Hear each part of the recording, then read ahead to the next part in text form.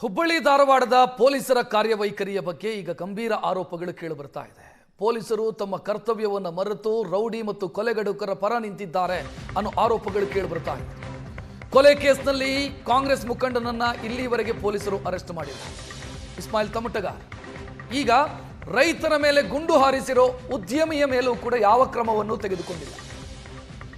ಪ್ರಭಾವಿಗಳಿಗೆ ತಪ್ಪಿಸಿಕೊಳ್ಳೋದಕ್ಕೆ ಪೊಲೀಸರು ಸಹಾಯ ಮಾಡ್ತಿದ್ದಾರಾ ಅಂತ ಧಾರವಾಡ ಜಿಲ್ಲೆಯ ಪೊಲೀಸರು ಮೇ 26ನೇ ತಾರೀಕು ಭೂ ವಿಚಾರಕ್ಕೆ ಸಂಬಂಧಿಸಿ ರೈತನ ಮೇಲೆ ಸುಂದರ್ ಪೌಲ್ ಅನ್ನುವಂಥ ಉದ್ಯಮಿ ಗುಂಡು ಹಾರಿಸಿದ್ದ.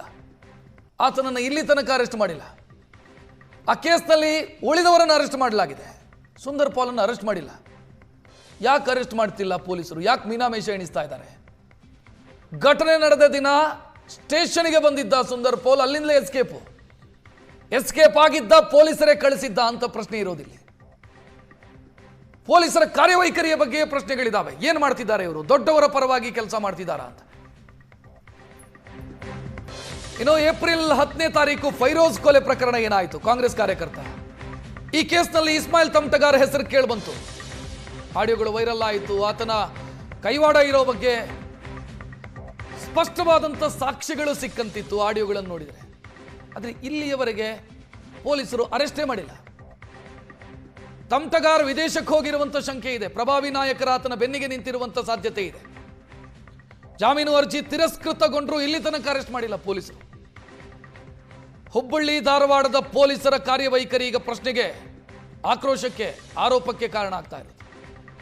ಈ ಹಿಂದೆ ವಿನಯ್ ಕುಲಕರ್ಣಿ ಕೇಸಲ್ಲಿ ಪಾಠ ಕಲಿಬೇಕಿತ್ತು ಧಾರವಾಡದ ಪೊಲೀಸರು, ಆದರೆ ಅವ್ರು ಪಾಠ ಕಲ್ತಂಗೆ ಕಾಣಿಸ್ತಾ ಇಲ್ಲ. ಅಧಿಕಾರಿಯೇ ಶಿಕ್ಷೆಗೊಳಗಾಗಿ ಈಗ ಕೋರ್ಟ್ ಮುಂದೆ ಬೇಡ್ಕೊಳ್ತಾ ಇರೋದು, ದಯವಿಟ್ಟು ನನ್ನ ಶಿಕ್ಷೆಯಿಂದ ಮುಕ್ತಿ ಕೊಡಿಸಿ ಅಂತ ಪರಿಸ್ಥಿತಿ ಬಂದಿದೆ. ಆದರೆ ಪಾಠ ಕಲ್ತಿಲ್ಲ ಇವರು. ಇಲ್ಲೂ ಕೂಡ ಹಾಗೆ ಅನಿಸ್ತಾ ಇದೆ. ಇದರ ಬಗ್ಗೆ ಸಚಿವ ಪ್ರಹ್ಲಾದ್ ಜೋಶಿ ಮಾತನಾಡಿದ್ದಾರೆ. ರಾಜ್ಯದಲ್ಲಿ ಕಾನೂನು ಸುವ್ಯವಸ್ಥೆ ಸಂಪೂರ್ಣ ಕುಸಿದಿದೆ. ಫೈರಿಂಗ್ ಆಗಿ 4 ದಿನ ಆದರೂ 2 ಮಾತ್ರ ಅರೆಸ್ಟ್ ಆಗಿದ್ದಾರೆ. ಕೇಂದ್ರ ಸಚಿವ ಪ್ರಹ್ಲಾದ್ ಜೋಶಿ ಪೊಲೀಸರ ಕಾರ್ಯವೈಖರಿಯ ಬಗ್ಗೆ ಆಕ್ರೋಶ ವ್ಯಕ್ತಪಡಿಸಿದ್ದಾರೆ. ಆರೋಪಿ ಸುಂದರ್ ಪೌಲ್ ಮೇಲೆ 4-5 ಕೇಸ್ ಇದೆ. ದೊಡ್ಡ ಅಧಿಕಾರಿಗಳು ಭಾಗಿಯಾಗಿದ್ದಾರೆ ಅಂತ ಪ್ರಹ್ಲಾದ್ ಜೋಶಿ ಆರೋಪಿಸಿದರು. ಇವನೇನು ಫೈರಿಂಗ್ ಮಾಡಿದಾನೆ ಅಂತನೋ ಹೆಸರು ಬಂದಿದೆ. ಇವನು ಇತ್ತೀಚೆಗೆ ಬಿಡ್ನಾಳದಲ್ಲಿ ಕೂಡ ಒಬ್ಬರಿಗೆ ಮೋಸ ಮಾಡಿದ್ದಾನೆ, ಗಾಮನಗಟ್ಟಿಯಲ್ಲಿ ಮೋಸ ಮಾಡಿದ್ದಾನೆ. ಇಲ್ಲಿಗಲ್ಲಿ ಪೊಸಿಷನ್ ತಗೊಳ್ಳೋದೇ ಇವ್ರ ಕೆಲಸ.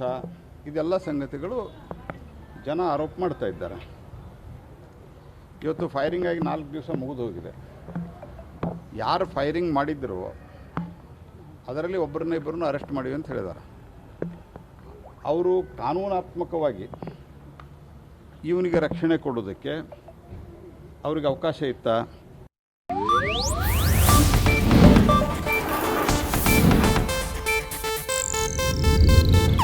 ಇದು ಏಷ್ಯಾನೆಟ್ ನ್ಯೂಸ್ ನೆಟ್ವರ್ಕ್ ಪ್ರಸ್ತುತಿ.